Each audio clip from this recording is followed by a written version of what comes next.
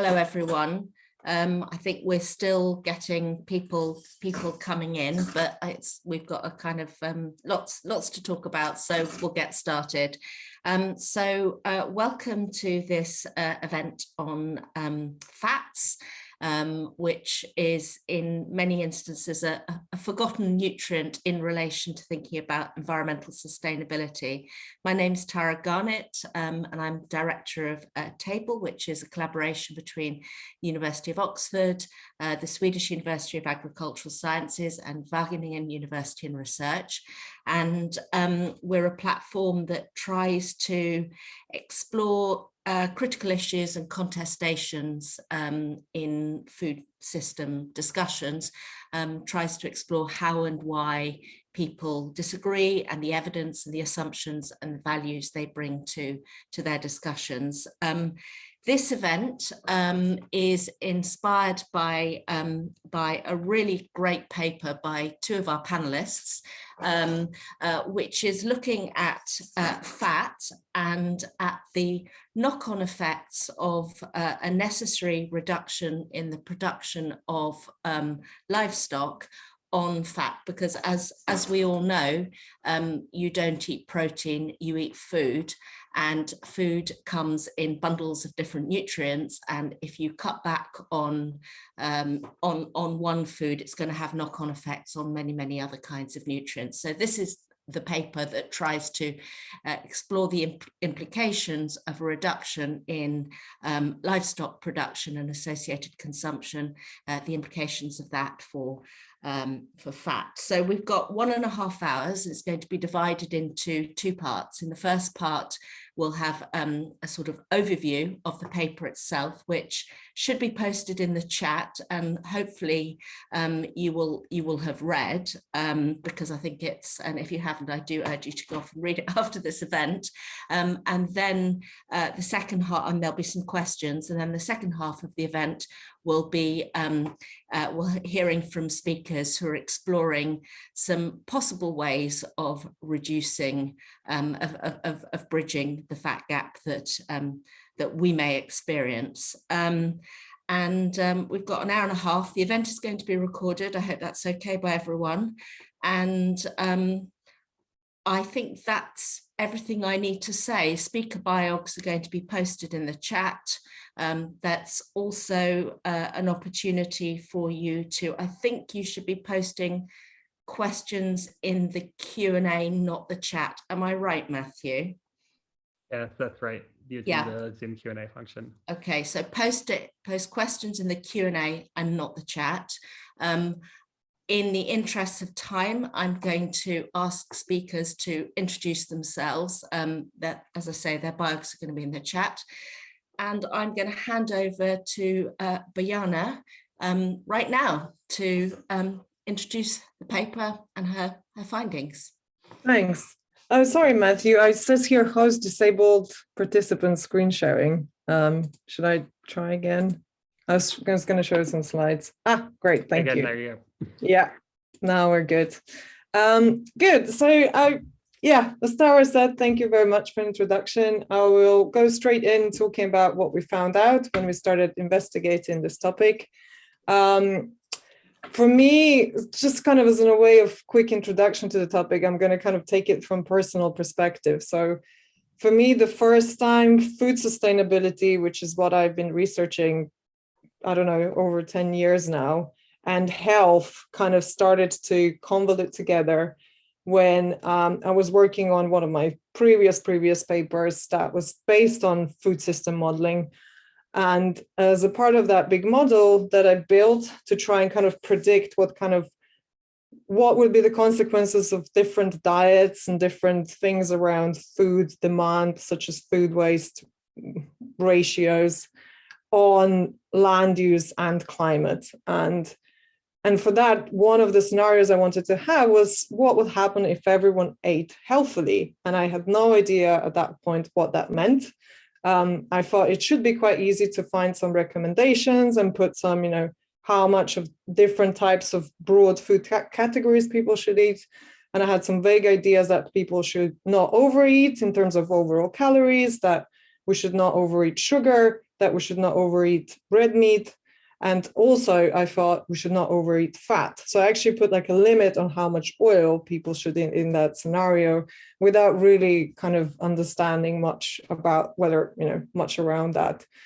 And so, that paper came out, and lots of other papers came out that sort of started saying the same thing, which was that, reducing livestock would help a lot in terms of reducing the impact of the food system. And a lot of people were thinking, okay, if we reduce livestock, that means we reduce meat consumption, but meat equals protein, and protein equals good. So we have a problem, and we need to think about, okay, if we reduce meat, where will the protein come from? And then since that time, there's been a lot of work around, how to sustainably source protein and how to make sure that everyone eats enough protein. And like myself, a lot of people that don't come from nutritional background just assume fat equals bad, and therefore less fat equals good. So not having enough fat shouldn't be a problem. That will just be good for everyone's health. And that, of course, it turns out, is a big misconception that I held a long time ago. And that led to maybe not much research or attention being given to this particular topic.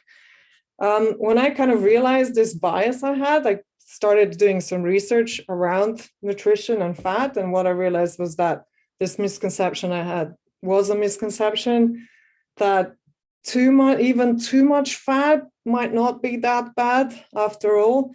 I learned a lot of things about, that some fatty acids are bad, particularly this trans-saturated fatty acids and some specific fatty acids such as mystric, that not even all saturated fatty acids are the same. Learned that there is a big issue around polyunsaturated fatty acids, that are considered essential, but we need to have the right ratio between omega-3 and omega-6. And because we currently in our diets do not have the right ratio, it means that we need to supplement with specific omega-3 fatty acids. There's a lot around this. I'm sure Federica will cover some of this in a bit more detail. And I also even learned that high-fat diet is not necessarily unhealthy, that basically there's a much better consensus that some consumption of fat is very essential, but that there might not be that much of a high limit on fat, at least from the health perspective.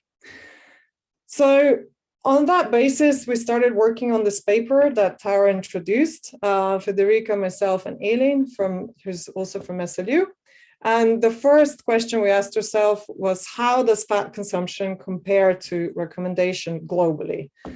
Are we eating too much, or are we eating too little? And for that recommendations, we took WHO, who recommends this range between 20 to 35% of energy should come from fat. And some recommendations, such as the Nordic nutritional recommendations, we were sitting in Sweden, so we thought that would be interesting to look at, actually gives a higher range. And we looked at the FAO data on how much fat people consume.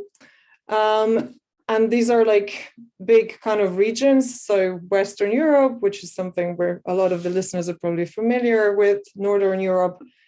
And this is the range of the FAO recommendations, 20 to 35% of energy. And we see that, like, in ideal case, we assume that, these show averages. And then you need to also think about how the average consumption of population relates to recommendations. What we assumed was that the fat consumption would be kind of distributed on some sort of normal bell curve. And therefore, if the average was close to the middle of the recommended range, that probably means that a lot of the people will be inside that recommended range. So we would like to see is that the average is somewhere between this middle of the range, of the recommended range, or above, because, as I said, this upper limit is kind of very vague and not necessarily not really needed from health perspective. And what this shows is that there are regions where we eat plenty enough fat from nutritional standpoint. But there are also regions that are actually where many, many people live. Unfortunately, I don't have on this graph the actual population that are below, far below the kind of this middle of the range, or even just below the even lower bound of the range. And actual global average is a little bit below the middle of the range. If you take some other recommendations, for example, New Nordic, you see that this kind of gap between the middle of the recommendations and the averages is even higher. And there's only really North America and Oceania that kind of really go outside of that range. So this kind of differences between the average and the middle, we took as a fat gap, kind of the amount of fat we would need to fill in order for everyone to eat healthily when it comes to fat. Currently, we calculated that this is 14 million tons. And then we also thought, as Tara said, but in addition to that, we also need to think about contexts where we need to reduce the amount of general consumption of meat and other foods from animal sources. And unlike a lot like protein, a lot of fat comes from animal sources. In fact, more of the fat comes from the animal sources than the protein in our diets. And also, whereas livestock production is net sink of protein, so there's more protein in animal feed than we get protein out of meat. That's not the case for fat. So animal production is kind of a net source for fat in human diets. So if we are to reduce animal consumption, do we need to replace some of the fat that was in these animal products? And the answer was yes. It depends, obviously, how much we are trying to reduce animal production and meat consumption. For example, if we halved meat consumption in these Western diets, where we saw really high meat consumption, fat consumption in general, China and South America, where also meat consumption is very high, only China would need to replace some of that because they were the one, we didn't look into that much detail, but they are the kind of fat from animal sources make quite a large contribution to their total fat intake. But the fat gap would go even high a little bit, so from 40 to 45 megatons. If we were to reduce meat consumption even further, for example, to approach to Eat Lancet recommended planetary diet, then the fat gap would be much higher. It would be about 97 million tons, so about 50% of current fat production for human consumption purposes. And that's just at current population. So if we are also add in the mix that population is increasing, these kind of gaps will get even bigger in the future. And then we just started thinking about, okay, so what are our main options to increase fat production in a sustainable way? What are the ways to close this gap?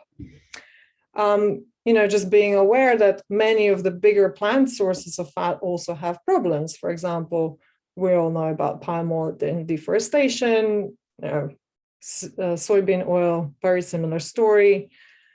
So what we did was just look at the kind of the biggest sources of fat, because we feel like there must be some reasons why, are they economical or social or cultural, that these, we mostly eat fats from these sources, and then investigate kind of what's going on with them, what are their carbon, water, land biodiversity footprints.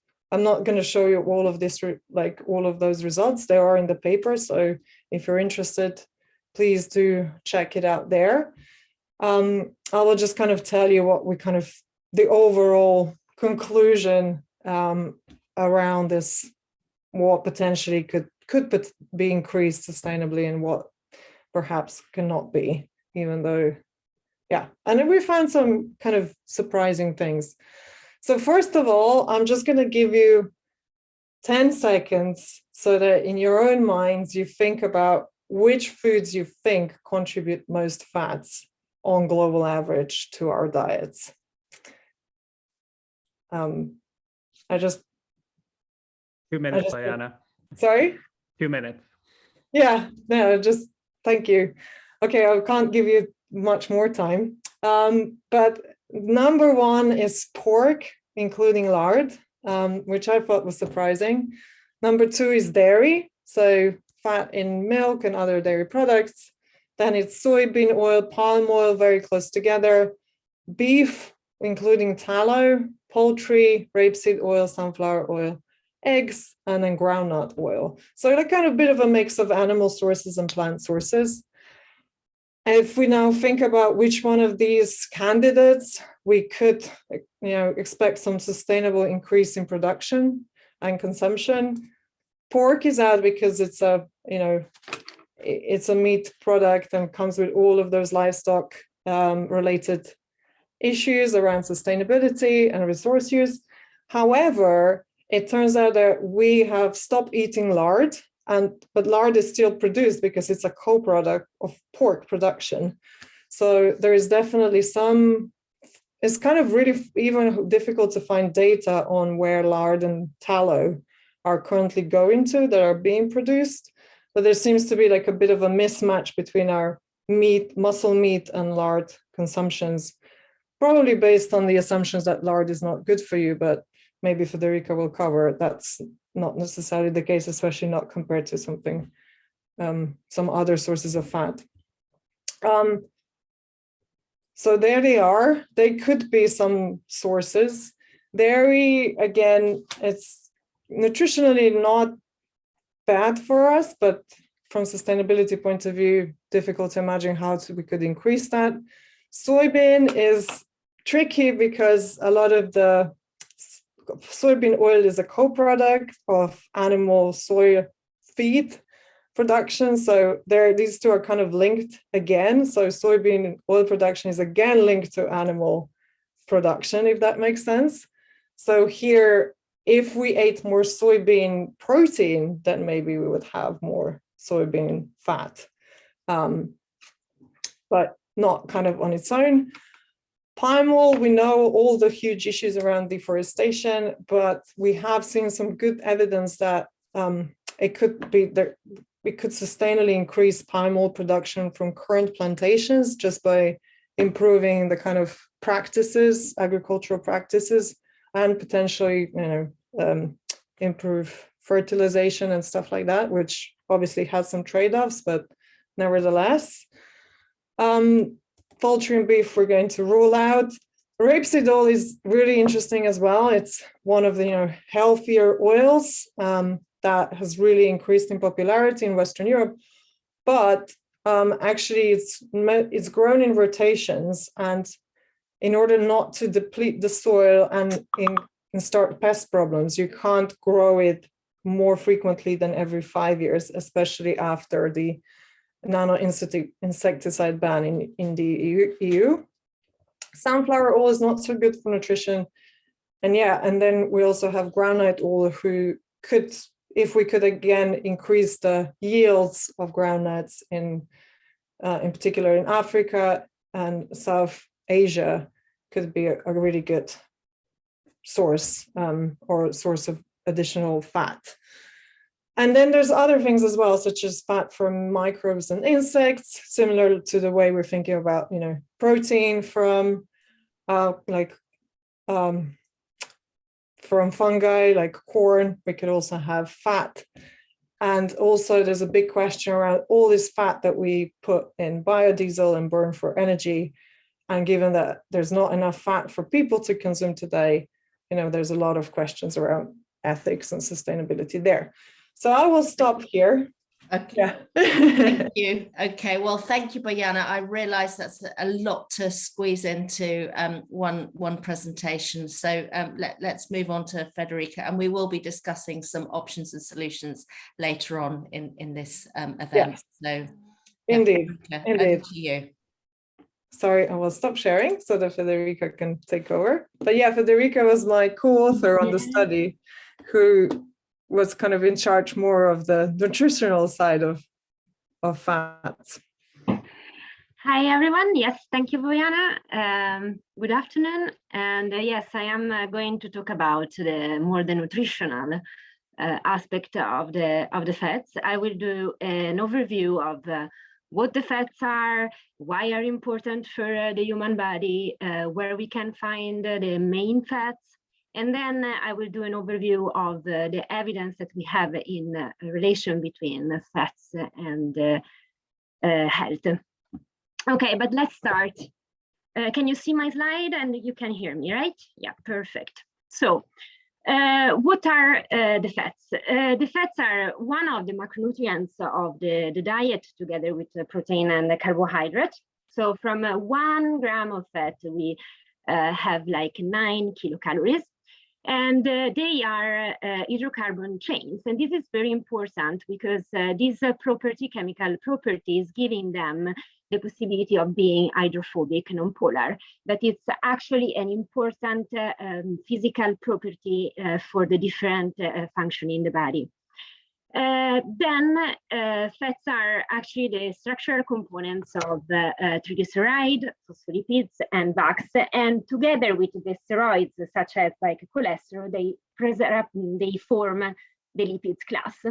One interesting thing that you might want to know is that actually the dietary fats are carried in the body through the triglyceride in the form of fats and oil. So the common classification of the fats is based on the presence or not of a double bond. So we have saturated fats such as myristic, palmitic, and stearic, and this is we found mainly in animal sources, but also in the vegetable sources such as like coconut oil or palm oil. And then we have the unsaturated that are classified in monounsaturated with one double bond, and they are represented mainly by the oleic acid that is present in olive oil, but also in meat. And then we have the palmitoleic acid that we are going to talk a little bit about later. And then we have the polyunsaturated that are commonly known and are classified in N6 and N3. What about them? So the main N6 and N3 are linoleic acid and alpha-linoleic acid that are essential fatty acids. So basically they cannot be synthesized by the human body. And these are fats that are found mainly in vegetable oils. Linoleic acid is actually the precursor of arachidonic acid that is the precursor of the pro-inflammatory cascade. And for the N3, the alpha-linoleic acid is actually the precursor of eicosapentaenoic acid and docosapentaenoic acid that are the precursor of the anti-inflammatory cascade. And they are well known, and we can find them in fish and seaweeds mainly. The important thing is that N6 and N3 has like a competitive metabolism, and this means that since that linoleic acid is the predominant fatty acid in the diet, it can block the conversion of alpha-linoleic acid in eicosapentaenoic acid and docosahexaenoic acid. And so this is, can actually means that these two fatty acids we need to get them from the diet. Why the fats are important for the human body? They are a source and storage of energy. As we said, it's 9 kilocalories for 1 gram of fat. They are essential component of the membranes. So they are giving actually fluidity and elasticity, that is an important function in the body. They are carry fat-soluble vitamins. So without them, we could not get vitamins that are another essential nutrients for the body. And then they have several physiological processes that are vital. But how are the evidence that link the fats to the dietary fats to health? So everything is starting with the diet heart hypothesis. So that was actually postulated in the 70s by Ansel Key, and that he postulated that high intake of dietary saturated fats was actually leading to high total cholesterol that in turn was developing atherosclerosis and then coronary heart disease. This actually is the base of, it's important because it's at the base of the recommendation, dietary recommendation, in particular for cardiovascular disease. And these are actually the recommendation that are still ongoing. And they are suggesting of replacing saturated fats with polyunsaturated, and to limit the intake of saturated fats to no more than 10% of the total energy. But what is the evidence when we look at it in the relation between fats and coronary heart disease? So this is the estimated that are here in this table are the summary estimate from a meta-analysis that was performed in 2016. And I mean, the results, if you look at more recent publication, are very similar. So we see that the saturated and monounsaturated are no association, there is no association with coronary heart disease, but then we have a protective association with N6, between N6 and N3 and coronary heart disease. And this beneficial effect is more stronger when we look at the fatal coronary heart disease. What about the popular oil? So these are the I would say, the evidence that are coming from the most recent meta-analysis. For coconut oil, we have an association with increase of LDL. So this is like actually a kind of detrimental on the cardiometabolic profile.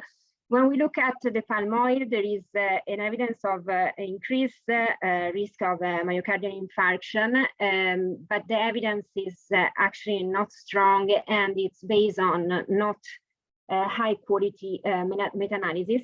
And then we have butter that it's related to, it's associated with a decrease of coronary heart disease, and the association was small here in a meta-analysis that was published in 2016.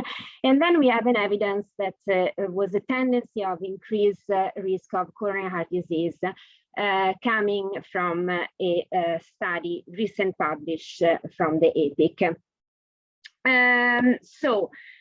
We have also other dietary fats that might be interesting in relation to health and are emerging or are under investigation. And we have, among them, we have the pentadecanoic acid and the heptadecanoic acid that are saturated odd chain fatty acids found mainly in milk. They have been proposed as potentially essential since that they are not synthesized by the human, and they have a beneficial effect on inflammation, have been shown to have a beneficial effect on inflammation and dyslipidemia.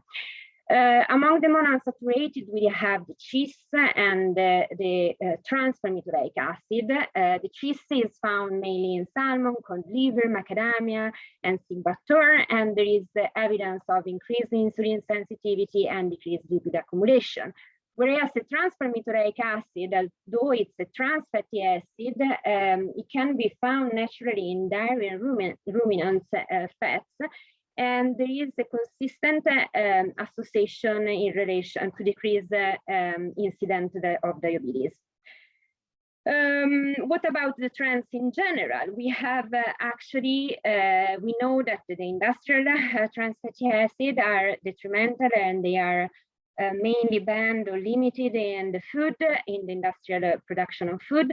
And then we have the natural that actually are occurring in some area sources, and some of them, as we have seen for the trans-palmitoleic acid, are might have some beneficial association with chronic disease, and they are under investigation.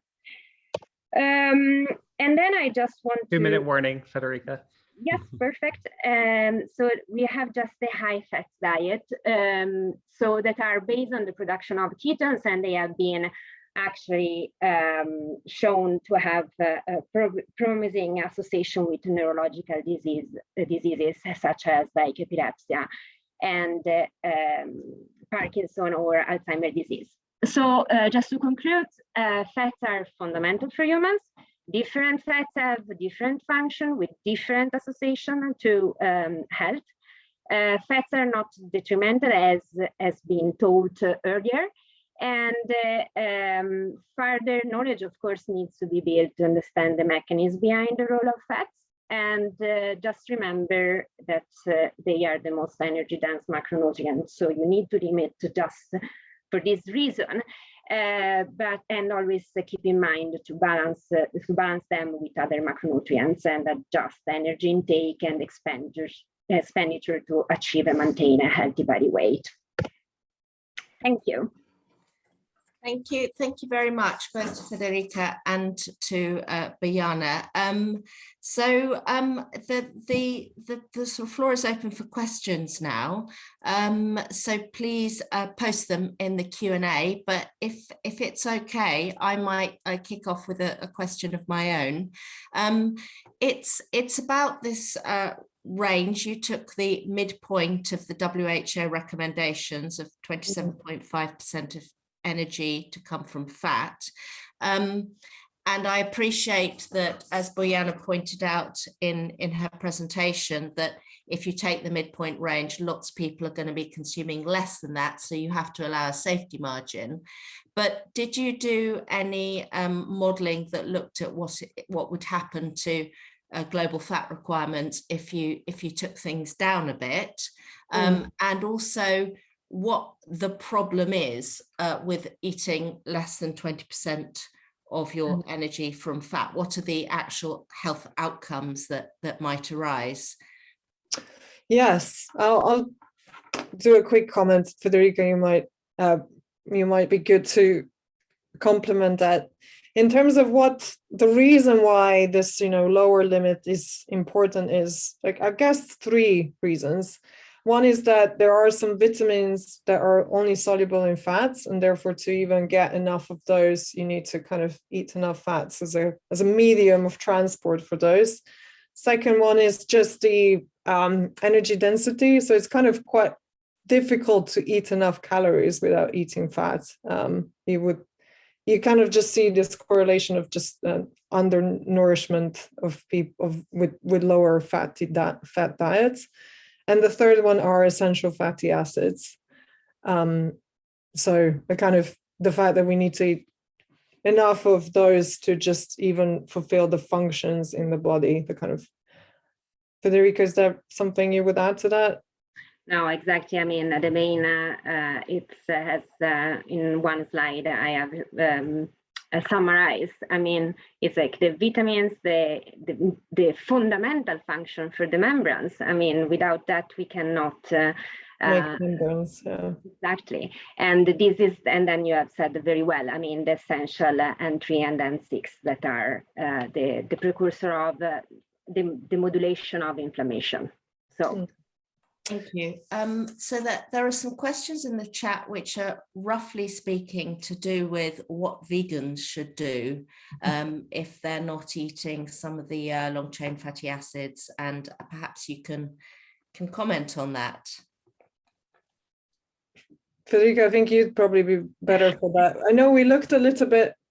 I mean, yeah, we did a little bit, I think, but it's so for sure now I mean, I think that there is a kind of recommendation of supplement this N3 and N6, especially N3 fatty acid through supplementation. I think that there are nowadays a very good option in the food with based on the seaweeds. So this can be actually in a way good already. that is this is the main thing. And then of course, I mean, we are also missing all the vitamins. Then in a sense, not missing, but it will be more difficult. That's for sure. So supplementation, that it's not very recommended from my perspective and opinion, but go more like for some vegetable oils solution then. We also looked at, I'm sorry, I never can remember. I've tried so hard to remember the names of these different fatty acids, but the hepta something, and the decanoic acid, and yes. So these are kind of the new ones that were proposed to be essential in addition to the to omega-3. But they are mainly based on found in dairy products, animal milk. For vegans, I tried to find vegan sources of those, and there were very few. I think it's like a very under-researched area, basically, because the acknowledgement of the importance of these specific fatty acids is fairly new. I know that one good source for them is durian, but I guess not many many of us eat durian on a regular basis. So, but yeah, it does. I'm sure it exists in other. Very, very difficult to find it, and not very sustainable then to bring it here, I would say, or in. Well, depending on where you're located in the world. Yeah, exactly. That's Sweden, for sure. Perhaps not. Yes. We have a question. We have a question from someone who doesn't give their name. But do you encounter any evidence on whether some fats are more likely than others to become oxidized, either before being eaten or after being incorporated into cells in the body? If so, what are the health impacts? In theory, I mean, by biochemistry, the fatty acid with more double bond, they are more prone to be oxidized. So this is actually you need actually to, and then this is why also it's important to combine all the nutrients in the diet. Because we are back to the theory that you don't eat just one nutrient, but it's fundamental to match all of them, I think. Okay. Well, thank you. I mean, I think we're starting to talk about solutions, so I think maybe it's a good idea to move on to this next part of the event, and we have 3 speakers to follow, and I think we can't pretend that this event is going to offer a kind of comprehensive overview of how this issue is going to be solved, partly because it's really only thanks to papers like these being brought into people's consciousness as an issue of concern. But we've got three perspectives. One is focusing on microbial and fungal oils, which is a fairly new area of research, followed by a presentation on insects, and then finally the options for replacing palm oil with other oils. So I'm going to hand over to Hannah Carlson, who's going to talk about microbial oils now, and she in turn, if you could please just hand over to the next speaker. Thank you. Yes, thank you very much. Let's see, I can share my presentation. No, I can. Let's see.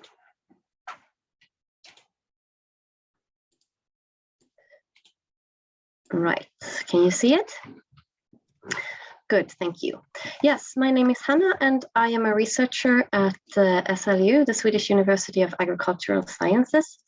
And I will talk about microbial oil, and especially yeast oil or fungal oils. First, I thought I would talk a little bit about what is microbial oils, because it's fairly new and some of you might not know what I'm talking about.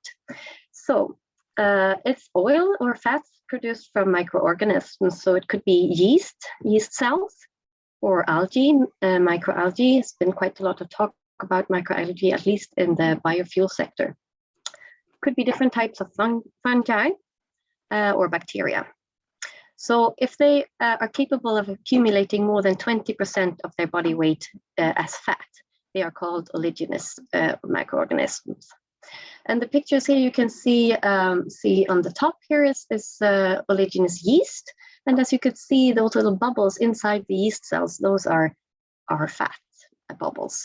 And this is a cell that can really accumulate a lot of fat then. Yes, and this is algae, and this is a fermentation with a red yeast, red oleaginous yeast. And I will talk mainly about yeast, oleaginous yeast today, because that's what I know the most about. And I've been looking at it from a biofuel perspective, but I will talk about it also for the consumption, for human consumption or use as animal feed. Yes. So to produce oleaginous yeast fat, you need carbohydrate. All those oleaginous yeast need sugars to grow.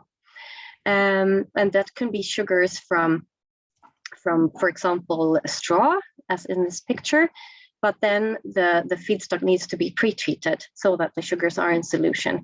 So for example, for lignocellulosic feedstock, such as straw, you would need to maybe treat it with superheated steam and high pressure to break the structure, and then with enzymes to hydrolyze the cellulose and the hemicellulose in the biomass to sugars. And then you grow the yeast in tanks for maybe 3 to 5 days. So they're kind of fast growing, which is one of the advantages of yeast compared to, for example, algae.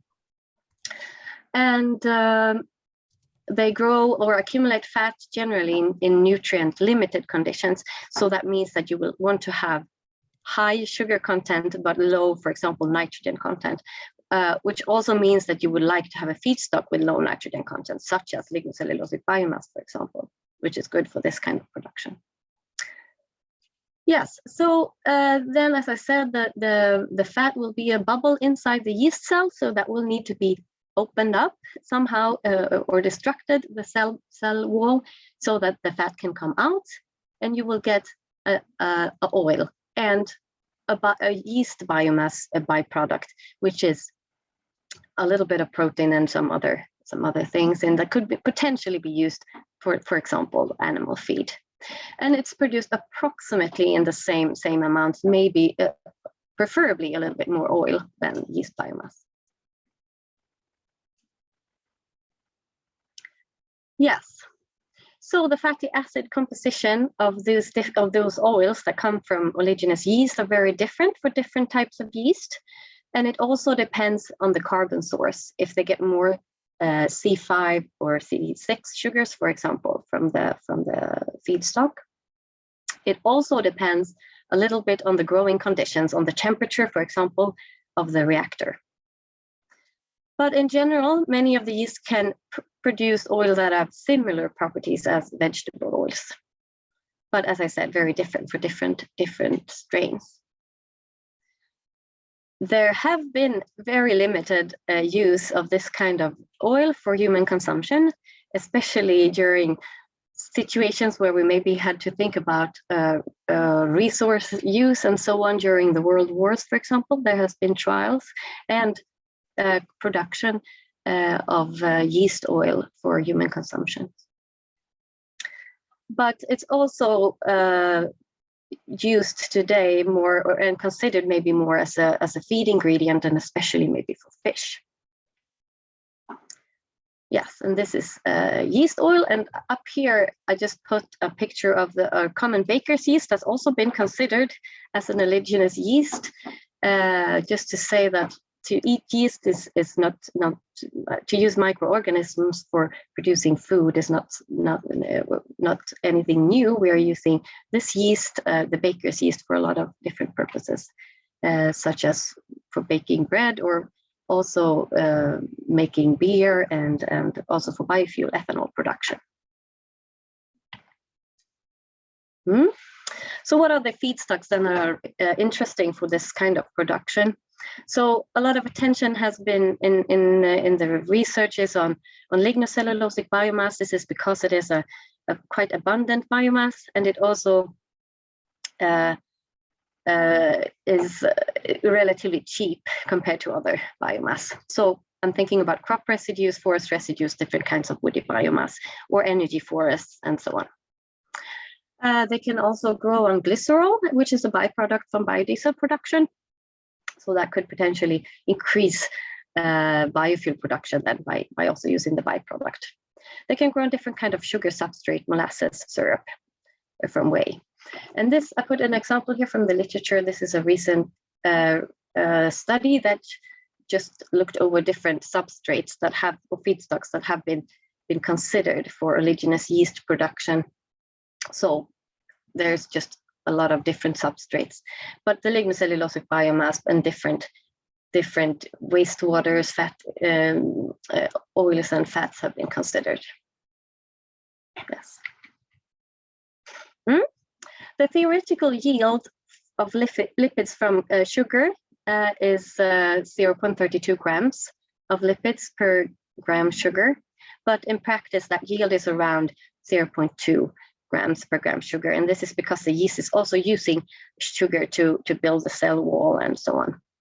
So if you look at the lignocellulosic biomass, for example, straw, from 1 ton dry matter straw, then you could produce approximately 124 kilograms of oil.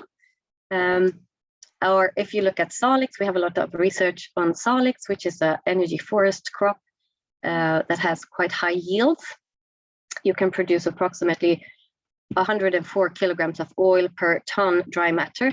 And since you can have a yield of approximately 10 tons of dry matter per hectare in a year, you could produce approximately 140 kilograms of oil per hectare.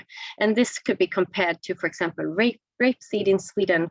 We would have a yield of approximately 1.5 tons of oil, maybe in winter rapeseed, and about 1,000. So about the same as a spring sown rapeseed. Compared to palm oil, for example, could have a yield of about 4 tons per hectare. So that's not anywhere near that. Right, so lastly, I would like to mention some sustainability challenges regarding the feedstock production. It depends a lot about which type of biomass that is used as feedstock in the process, so that can vary a lot. But if you look at, for example, crop residues, this has been questioned a lot to harvest crop residues due to the risk of decreasing soil organic carbon. More into the industrial process, I said that lignocellulosic, when you want to free the sugars, so to say, that requires lots of energy. So that needs to be efficient, but also the process is aerobic. So that means that you need to pump in air into the fermentation tanks, and that requires also lots of energy. So that needs to be efficiently done in order for the process to be beneficial. And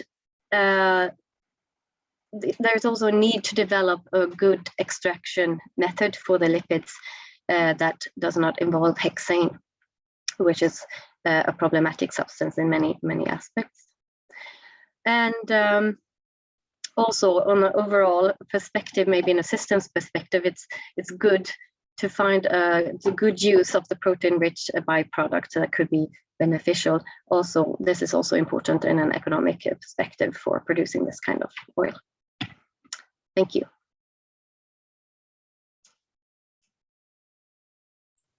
Thank you very much. If you could, yeah, stop sharing your screen, and we'll move over to Cecilia now. Yes, so I will see if I'm able to share my screen. I think, there we go. Can you see my screen now? Yes. Yes, great.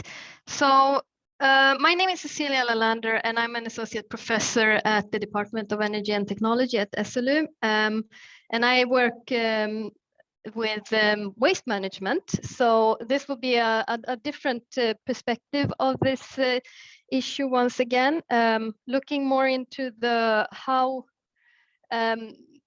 perhaps finding more resource efficient ways of handling of handling waste, and also on how to produce both feed and potentially food. So if we look, we start with, as I said, I'm a waste management manager. So let's start with the waste management. How should waste be managed? Well, in a circular economy, according to the European Union, we should start from the waste hierarchy that shows us how waste should be managed, with the most preferred methods being shown here at the top and the least preferred methods to be shown at the bottom. So prevention is the best method, but then we have reuse, recycle, recovery, and disposal. So if we look at how waste is being treated today, and I'm focused mostly on food waste, the food waste in Sweden, if we go from a Swedish context, is to a certain extent digested. And when we digest the food waste, then we recycle plant nutrients and we recover energy in the form of vehicle gas. Or not always used as vehicle gas. Or we can compost it, in which case we recycle the plant nutrients. However, what we actually do most commonly in Sweden with 60% of our food waste is that we incinerate it, and it goes for district heating. And this is what's called waste to energy. So how can that be? Well, if we go and look at another more low income country perspective, this is we see waste pickers at the Kitesi landfill in Kampala, and we see that they are picking out fractions that are of value. So you can see high quality plastics, metals, and stuff, and items they can sell and live off. Whereas what's left there is often organic matter, and the reason why that is left there is because the cost of treating it and the cost of the process itself is higher than the revenues that you can gain from it. So just by this will the implications that will have is that unless you have some sort of system for paying for the service of waste management, the organic waste will be left, and that of course has this shows that actually 45% of the total waste management globally is handled by the informal sector, but the fact that they don't actually handle so much of the organic waste leads to around 3 to 5% of the total anthropogenic greenhouse gas emissions originating from landfills and dumps for rotting organic material. But like I said, the European Union has launched this action plan for a circular economy. And what a circular economy means is that there should be no waste in a perfect circular economy. So the streams, the residue stream or by stream from one process should be used for a new process in another. So it should go round and round, and we should try to minimize the leakage from the system, which then if we look here on a Swedish level, we are not succeeding because we are incinerating it, and globally we're doing even worse because most of the organic waste is being landfilled or dumped. So that's the situation globally today. So, but if we go back here, so like it was saying, we are mostly here in recover and some recycling. So how can we move up in the waste hierarchy? Well, one way could be to give it, if we were to reuse it, that would mean that we give it directly, the food waste, for example, directly to animals as animal feed. However, this is not allowed and has not been allowed in Europe since, it's allowed in many parts of the world, but it's not allowed in the European Union since the mad cow disease of the 80s and 90s. So we have very linear food production chains currently in the European Union. But what if we were to first give it to insects and then eat the insects? Well, this is actually not allowed either because the insects themselves are classified as farmed animals. So they're not allowed to eat on mixed food waste, but they are allowed to consume food industry waste sources that do not contain any animal byproducts. However, this can also be questioned whether it would be advisable to eat the insects that have been directly, I don't know, but would it be accepted socially to eat of these insects at all that has been reared on a waste substrate? But one way could be of feeding them to animals as animal feed, and then to humans. This also will introduce an extra safety barrier, because we introduce them one more species barriers to guarantee the safety, because we want to recycle the complex molecules like amino and fatty acids, but we don't want to recycle the disease-causing microorganisms, nor do we or these prions that actually cause the mad cow disease. We need to be aware of what's happening. Well, they shouldn't be there in the first place, but if they are, what happens to them? So this is what we work with. We're trying to find a system for engineering a natural process where we rear fly larvae that are quite small in food waste, and then so that they can be used for animal production. And as you see, they go from 1 milligram larvae to 200 milligram per larvae. And that means that they have a 200 times increase in their body weight during the 2 weeks process. So it's a very efficient process, and it's what happens in nature. So how efficient is it? Well, if we have 1 ton of food waste, and this is mixed food waste, we will have 250 kilograms of fly larvae, and they constitute more or less 35 kilograms of crude protein and around 30 kilograms of crude fat. Now, most of the research admittedly has been focused on the protein fraction, because that's what we've been considering, to be honest. But we have still looked into the fatty acid aspects of this. So what we see here is a graph of the protein, the fat content and a bit of the composition of the larvae that have been reared on different waste sources. So what we can see from this graph here is that the fat content varies quite dramatically depending on what they have been reared on. And what also comes out striking is that a very high carbohydrate diet will result in very fat larvae. So these larvae can have fat content for up to around over 50% on a dry matter basis, so more fat than protein actually. Another thing that we can see is that the composition of the fatty acids actually don't differ that much regardless of what substrate they have been reared in.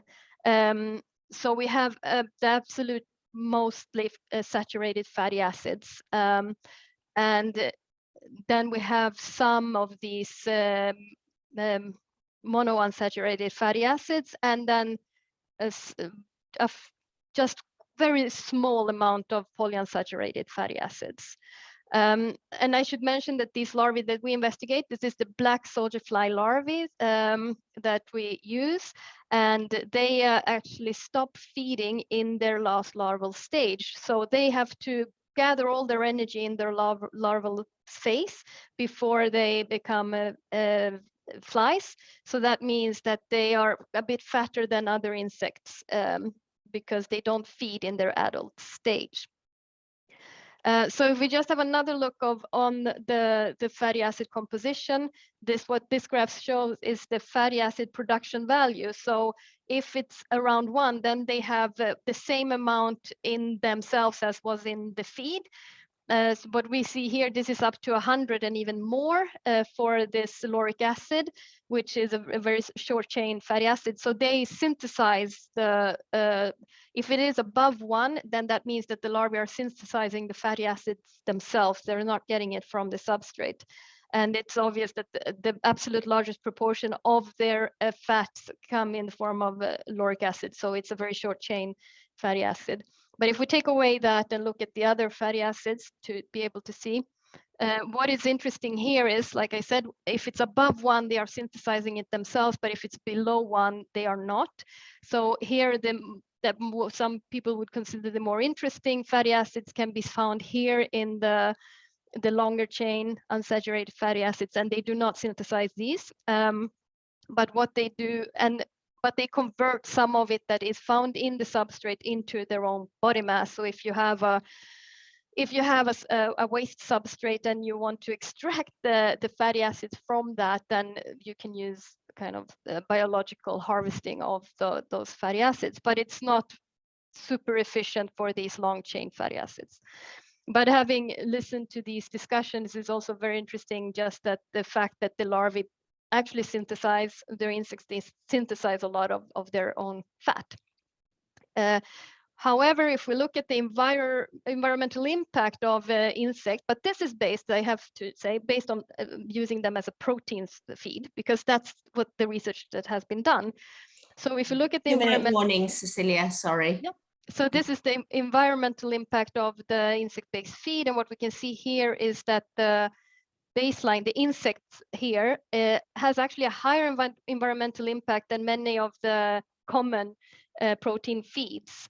But if we go and we look at this is the baseline where they're reared on rye, which is something that we can actually potentially consume ourselves, or if it can be used directly as animal feed. But if we go here and look at the municipal the municipal organic waste, then we actually have a negative environmental impact, meaning that it's positive for the environment. And here we see the line for the conventional protein feeds.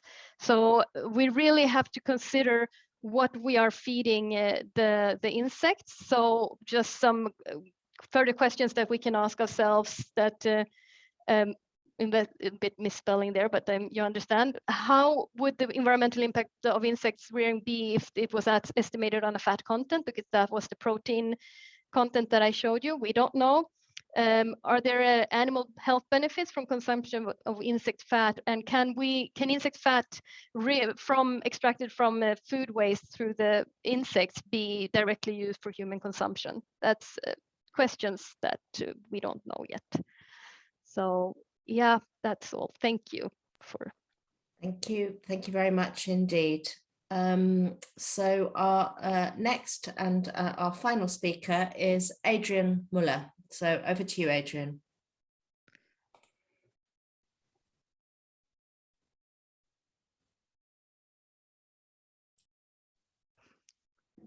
I cannot yet share the screen. Ah, yes, now it works. Okay. So you can see the slides.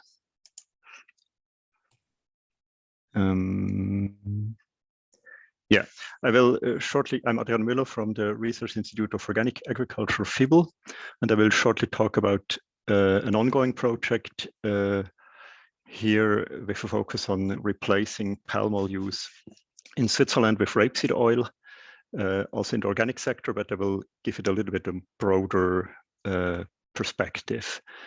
And oops. Oh no. So the first thing when talking about replacing palm oil is to look at the yields of the palm oil. So in the end, the quantities and the area used and of the oil we want to replace it with.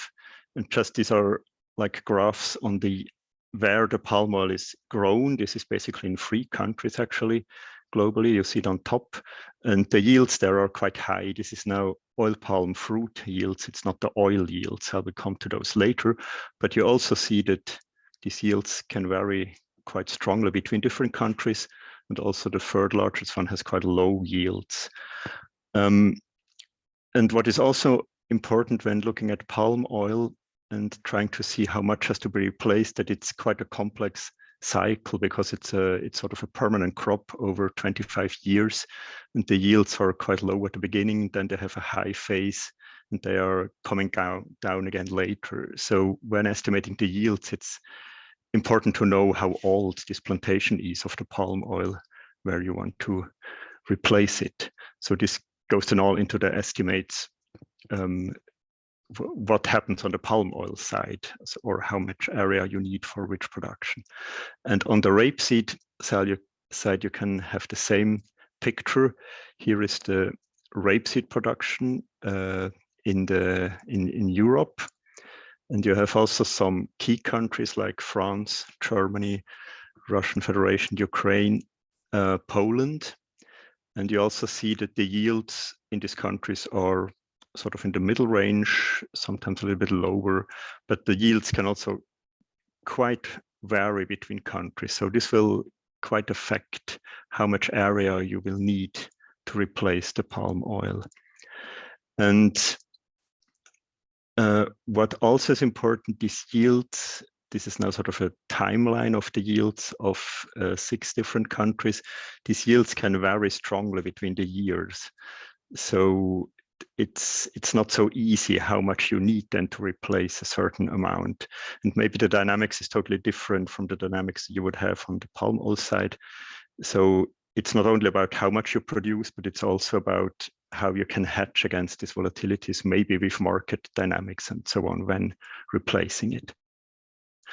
And what comes out, if you look at all these yields, area use and so on, what is interesting is how much oil do you get from your hectare. This is now in German because it's from a German report, but the bottom line is here at the bottom that you get about 3 times as much oil from the palm areas as from the rapeseed areas, very, very roughly speaking. It's sometimes more, sometimes less. And what is also important, because we have here a focus on organic production, is that the organic rape, this factor can up to double, because that's quite a challenge to also do organic rapeseed. What is important is not only how much yields do you have where, but also what is this oil used for. And if you look at this graph to the right, the EU palm oil consumption, which is about 7.5 million tons, half of it or more is used for energy use and not for food, feed and industry. So before thinking about how to replace it, one can also think about what do we want to replace or what do we need to replace. And just some number crunching to the left. So if we have the 7.5 million tons from the EU consumption, this is about 2 million hectares of oil palms, about 6 million hectares of rapeseed. And now I'll link it to another number, these fat gaps we had in the earlier presentations, like the 40 is the one with a sort of the current fat gap identified. The 45 is the one with slightly less animals, and the 97 is the Eat Lancet diet, as reported by Bonia. And there you would need between 11 and 25 hectares of oil palms, or 30 to 80 million hectares of rapeseed. And just to put it in relation, what is currently in Europe, it's 9 million hectares of rapeseed, about 1/10 of the arable land. And globally, it's 35 million hectares of rapeseed, considerably lower percentage. But just to show the numbers you're talking about, if you would like to close this fat gap only by rapeseed, or it looks similar for sunflower seed and so on, it's quite a significant thing. And all the more it's important to think about what is stated in this graph to the right, what it is used for and how much do we really need to replace. And it's not only about yields. What is also interesting is other environmental impacts. This is now a graph from the paper we are talking about today, that you see that rapeseed oil is, regarding carbon footprint, biodiversity footprint, and the water use. Now, these 2 footprints, it's sort of better than palm oil on average. This is a very gross aggregated average assessment. And the land footprint is higher. That's sort of the trade-off we see. And that's also the core I alluded to above with these yields. Water is not such an issue here. But what is more important is challenges which have also already been mentioned today of rapeseed production. So first, just regarding the oil processing. So replacing palm oil with rapeseed oil is possible. So there are techniques that you can produce an oil which has sort of similar characteristics, and it could also be done in organic contexts. But what is the key, this was already mentioned, is the crop rotation, not only how much you can do in the crop rotation, but also when you do it, because fertilization and sowing date are quite sensitive in rape. So it's quite a complex crop, and you really have to pay attention to do it right, that it really grows well. And a particular part is plant protection. And there, when you look at the insects, pests, for example, it's definitely needed if we want to get away from a purely sort of conventional production, which is also quite impactful with rapeseeds, to a more sort of agroecological one, that we need really landscape approaches to get these insect pests to sort of protect against them. So we also have to think about such system redesign and management, not only on farm level, but really on a landscape level. So replacing with rapeseed is quite a complex thing according to many agronomic aspects as well. And last but not least, I also want to highlight other trade-offs. If we think about replacing palm oil and the demand is reduced, one should also think about what happens on these plantations, what is done there. So these are long-term plantations, but some change will happen there. What will happen if the byproducts change? So how are they used today? What will happen with the livelihoods of the people there, which are often negatively impacted by the plantations, but nevertheless, it's a labor, it provides labor, and so one has to think about what happens there as well, not only what do we do here with the rapeseed production, which should replace it. And finally, as concluding remarks, so I want to highlight that for deciding what is a sustainable solution to replace palm oil or also to contribute to fill this fat gap is to first ask, what is the oil to be replaced used for? So if it is bioenergy, it's something else than if it is food. And I think we can really work on this demand side as well. What will happen are the areas not used anymore and to the related communities. What is currently cropped on the areas to be used for the future oil production, because we saw it's quite a number of hectares we would need. So we don't have so much free land just available to crop it. So we have to think about it. But here again, we have a big, especially in the EU, we have sort of a big land resource, which is currently used for feed crops. And this again links back to this debate of the circular food systems and what is the products used for. And if we do not use the croplands for feed cereals or for forage maize, we get quite a lot of area where we could see whether we could add more rapeseed to the rotations. And so just as a aggregate statement, be aware of the agronomic complexities that come with this rapeseed. So it's not impossible, but it's not an easy crop. So thank you.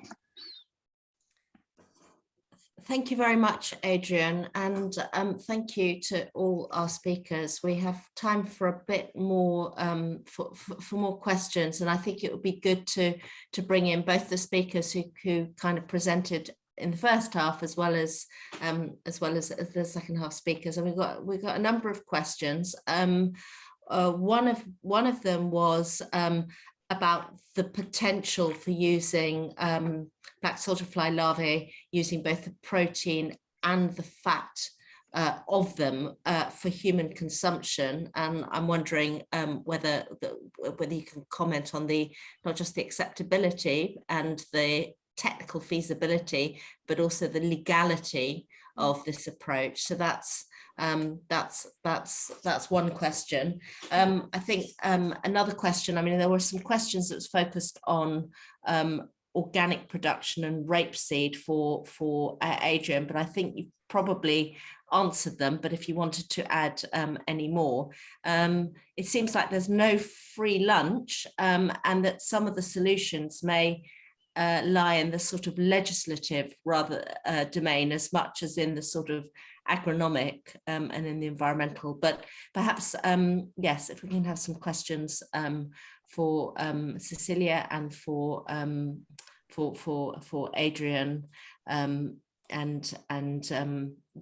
and for Hannah. Should I answer the question, Tara? Yes, please. Yes. Go ahead. Okay. Yeah. So, well, about the for human consumption, for one thing is that they're reared on waste. So therefore, by giving them to as animal feed, we kind of introduce one more barrier of safety, like saying for so that could be. And then the other thing is the flavor of them. I mean, they are not super tasty. I think it's a social acceptance issue, but of course if you extract the protein out and perhaps also and you process it further so it becomes more distant from where it came from, maybe it could be potentially be, I mean, I think technically there isn't any restrictions, but it's not allowed at all today. It's not allowed to feed them to animals. It's not even allowed to feed the food waste to the insects. So currently it's very much a no-no, but then I saw there was another question whether there are any changes in the restrictions on feeding waste. And I think that we're having one exemption after the other to this legislation. So yes, it will. I think it definitely will happen, but I don't know whether it will be allowed for human consumption or maybe for animal feed. I don't know how that will go.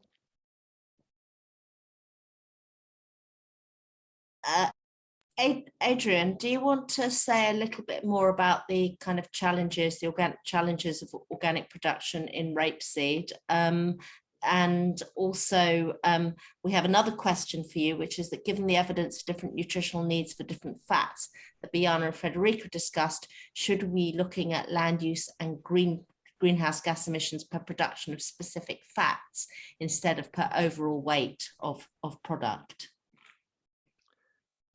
Yeah, like on this question of or comment of no free lunch and legislation, yes, there is no free lunch, I would say. Legislation, maybe I wouldn't see, or I could imagine that it would be difficult to directly target increased oilseed. Well, one could do it, but maybe it's not the best idea. But I would rather say getting away from sort of perverse subsidies towards feed crops and so on would already help a lot. And what I always see as a big or sort of a main path is making the food system smaller, and so to free land for other uses which are maybe not so efficient now, like rapeseed per hectare oil production in comparison to palm oil, or also organic rapeseed production in comparison to conventional one.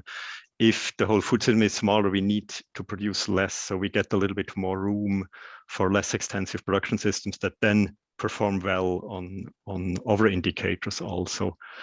So I think that's an important part. And this like assessments related to certain specific amino acids or so, and I think it gets at some point of time it gets quite complicated if we relate the impacts to specific outputs. And I think that's one of the big questions. What would be a good output measure of an agroecological production system? Because I think yield is also already quite restrictive. The total protein or fat for human consumption would be a better thing, but then one would need to have some quality weighting maybe. And what I would also think is important to have a metric which relates to the output, which is averaged over a landscape and over several years, so that you can have crop rotations that are quite complex and that you can have also landscape level nutrient flows, which make sense. So I think it should go rather in such a direction of such a more flexible aggregate metric than one which is very specific on single nutrients. And maybe there just a last point which I observed when also looking at these numbers. Like if you look at the the land use of wheat, for example, per kg of fat, this is similar to rapeseed oil. And this is always something which I think quite astonishing, that if we use this, like a processing which disintegrates the crops we produce, then we can maybe also have a broader approach where we get our fat or protein from, which is maybe not a natural approach, but depending on what we do with our crops anyway, we can get quite a lot of protein and fat from wheat actually. And it's not only what is sort of, it's not only these old crops we think about. It's just to open up maybe our approaches to this. Right. Thank you, Adrian. There was a question on microbial oils, and I'm just looking for it now, and I've just managed to lose it. I think that the question, if I remember, was about the potential of microbial oils if they kicked off as a substitute for palm oil, and indeed for kind of problematic oils. I mean, this question is, can they scale? And I was just wondering if you might be able to comment on that, Hannah. Yes, I think I saw the question, but now I can't find it either. I think it was on if it could replace some of the palm oil that used for biofuels. Yeah. Which yes, is the short answer. But there are many other technologies that can convert this kind of biomass, like lignocellulosic biomass, to different types of fuel, and that involves, for example, thermochemical conversion with the Fischer-Tropsch, which is kind of so that could maybe possibly be done in a more efficient way, and you can replace some of that fat. But I think that it's interesting how the fat in the diets connects to the biofuel use, because, for example, in Sweden we have about 20% of our transport fuels are biofuels, and it's mainly produced from fatty acids. And if you look at what it is produced from, it actually is animal fats to about 70% that we import from a lot of countries, and maybe almost 40 countries, mainly European, but also from further away. So in general, I mean, there are not plenty of fatty acids you can use for biofuels or any kind of thing. They have to be used wisely. That's the general question. And then I also saw, if I can answer the question also now, about food security when it comes to microbial oils, if it could stop the development of the microbial oils for food. And I think it depends on the substrate, if there's any unwanted thing in the substrate that we don't want. It also depends on the solvent used, that it's good, that it's approved for human consumption, and in some regions of the world, if it's genetically modified organisms or not, which some of these yeasts are not genetically modified, but of course there's work done on modifying them also. Yes. Thank you. We have a question for Bojana and Frederica, depending on who wants to answer it, which is, if the fat gap would result from reductions in animal-based products, would be filled from fats from soy or palm oil, then might this lead to a switch to more industrially processed, so-called ultra-processed foods?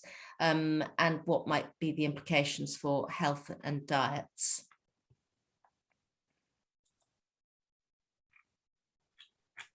Should I take it? Yes, please. Yeah. So the question was about this replacing of palm oil. Well, it was the replacement of animal fats with vegetable fats, and whether that would incentivize the further shift towards the consumption of more industrially processed, ultra-processed foods. Yeah, but I am not very sure about that. This is I mean, this is could be actually increasing the consume of more industrialized food. And on my opinion, I think that honestly, what we can do actually is to go back also to more animal fats of local production with more like, let's take also just like the tallow and the lard. I mean, depends on how they are, of course, produced if it's like in industrial scale or not. But no, I would say no. I mean, the answer is yeah. If Bojana want to add something, but I'm not. I think Bojana is also dealing with a sick child. I think the question was more whether you felt that this was a risk rather than whether you felt that this was desirable. No, I don't think so. I think that this is will not be absolutely. Okay. I mean, absolutely, we don't know, of course, but yeah. Great. I mean, I think we're kind of wrapping up now. I'm just wondering, to have all our speakers here, whether there are any kind of final comments and reflections that people might want to make. I mean, I think one of the things that's probably quite important to be clear about, in at least my interpretation of the paper that we're discussing, was that while the reduction in livestock production can pose some challenges for fat availability, I think the paper itself was very, very clear that a reduction in livestock production at a global level is necessary. Perhaps you can comment on that and make sure that this is indeed the main conclusion of the paper, or whether you wanted to add that we might need a shift in a kind of reorientation of the livestock sector rather than a kind of business as usual expansion. Perhaps you can comment on that very, very briefly as sort of concluding remarks, really. Adrian, I see you first on my screen, so maybe you can kick off.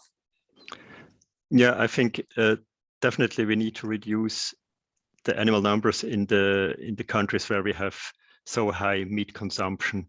And as much of these animals are fed on cropland-based crops, this would free a whole lot of land where we could produce oils and fats to think about the good composition of a sustainable production system that provides enough fat also with less animal sourced food. And in the South, I think it's partly even about having a little bit more animals or using grasslands, and so maybe a little bit more efficiently. So it's a different discussion, and I think one has to be careful to not mix them up. But I think here the route is quite clear. Yes, thank you, Adrian. And does anyone else have any further comments? Perhaps comments, Cecilia? Yeah, I just adding on to what Adrian said, like it's not. I totally agree also that we absolutely have to reduce the animal production, and not only that, we need to see of the animal production that we do keep. We have to consider what are we actually feeding those animals, because the system we have today is. It's highly inefficient. And I think that one of the major problems we have when we try to introduce more circular systems is that we're competing with linear systems. We're competing with prices that are, it's very cheap, and the whole system, the whole food production system that we have today with these linear flows is unrealistic. And but we need to really oversee them and to go, if we are to enable more local production and more circular systems, we have to be aware of the fact that we're competing at an uneven market, and perhaps having strategies for that also. And also why should we lower animal production? What can be done to actually achieving that more, because it doesn't seem to be happening now anyway. Does anyone else have any final comments before I close? No? Okay, well, it just remains for me to thank all the speakers, to say that please continue the discussion on Table's community platform, which is posted in the chat. Subscribe to our newsletter and to our podcast series. Again, all the details are in the chat. And thank you very much, everyone, for attending. So good afternoon.